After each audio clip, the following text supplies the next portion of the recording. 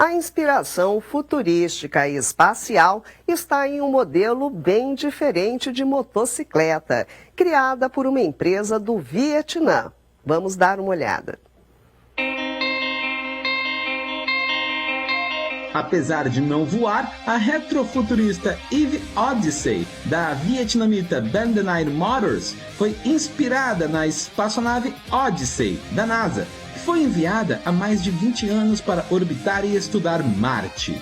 A motocicleta possui um design monobloco que ajuda na aerodinâmica, mas essa configuração também simplifica a arquitetura do veículo ao reunir o chassi auxiliar, os sistemas de iluminação e de direção, o tanque e o assento em uma só peça. A EVE Odyssey também é quase toda feita em alumínio espacial, o mesmo material usado em muitos projetos de exploração da NASA. Mas o tom moderno da motocicleta acaba devendo na motorização, que ainda é a combustão, com um motor Honda de 125 cilindradas. Ela tem velocidade máxima de 100 km por hora, consumindo apenas 3,8 litros de combustível para percorrer 250 km. Por hora, a montadora do Vietnã programou apenas uma tiragem limitada do modelo, com cada unidade custando um pouco mais de R$80 mil em uma conversão direta. As entregas devem começar a partir de julho e uma versão elétrica da EVE Odyssey está nos planos para o futuro.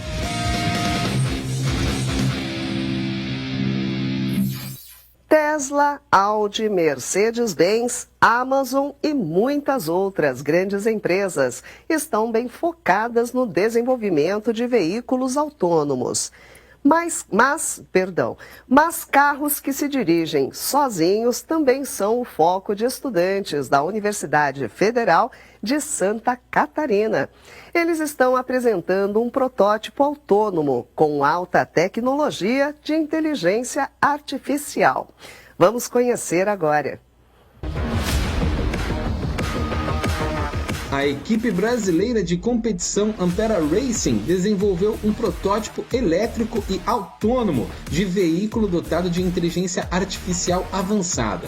O chamado ERA 222, além de conseguir se dirigir sozinho, é capaz de detectar objetos no caminho e definir uma trajetória sem precisar de qualquer intervenção humana.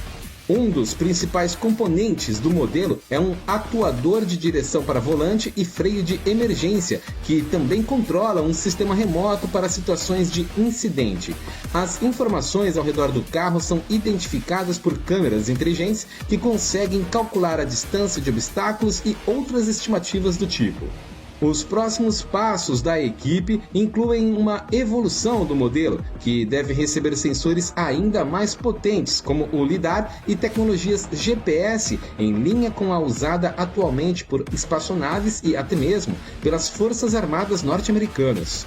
Formada por estudantes da Universidade Federal de Santa Catarina, a Ampera Racing já foi finalista em uma competição internacional ocorrida na Europa no ano passado, com o AMP 220, um protótipo elétrico antecessor do ERA 222. Em lardigital.com.br você encontra uma matéria especial sobre o protótipo autônomo da equipe brasileira, com direito a detalhes sobre a história do projeto, os nomes envolvidos, os apoios recebidos e muito mais. Acesse e não deixe de conferir.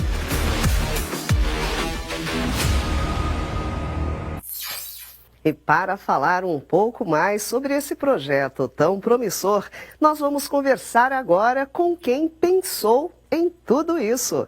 Convidamos a se juntar conosco agora ao vivo Gabriel Jacinto, que é graduando de Engenharia Mecânica da Universidade Federal de Santa Catarina, e Roberto Willoughby, que é mestrando de Engenharia e Automação da Universidade Federal de Santa Catarina. Deixa eu colocá-los aqui na nossa tela para a gente conversar um pouquinho sobre esse projeto tão inovador. Boa noite, sejam muito bem-vindos à nossa edição do Olhar Digital News. Boa noite. Olha, é um prazer recebê-los e vamos aqui tentar conversar um pouquinho sobre esse projeto. Eu queria começar com você, Roberto, perguntando como que surge, não é, um processo, aliás, um projeto desse, como que é imaginar um veículo autônomo do zero. Nós somos leigos, não temos nem ideia de como que isso começa. Conta pra gente. Claro. Então, tudo começa pela visão computacional. A gente tem que desenvolver um algoritmo de inteligência artificial capaz de detectar os objetos ao redor do carro. Aí depois vem uma etapa de processamento dessa informação, onde o algoritmo define qual que é o melhor caminho para o carro andar, a trajetória onde tem que diminuir menos a velocidade. E isso é bem importante para a gente que faz um carro de corrida autônomo, que ele compete com outros carros.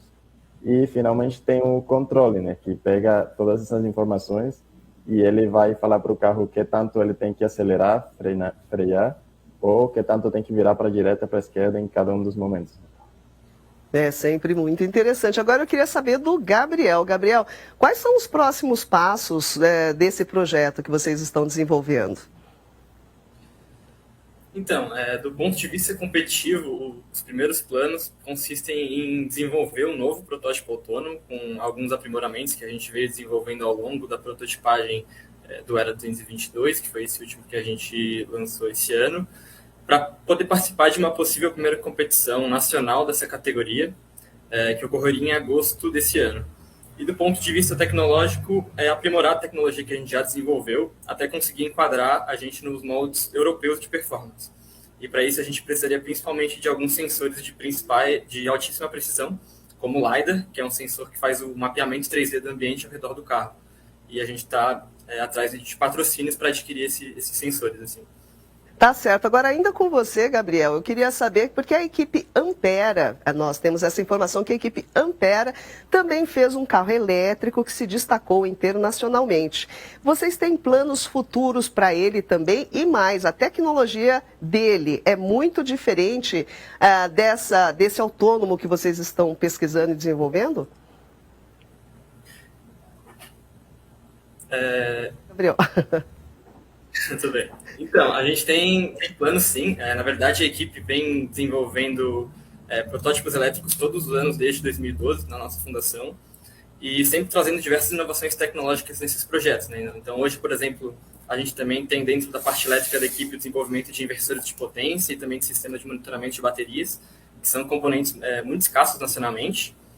E a ideia para os próximos meses vai ser daí desmontar o Era 222 para utilizar esses componentes que estão nele para a finalização do nosso protótipo desse ano, que é o AMP 223 e Era 223, porque ele vai competir tanto na categoria elétrica como nessa possível competição driverless que eu comentei. E aí, em relação à tecnologia,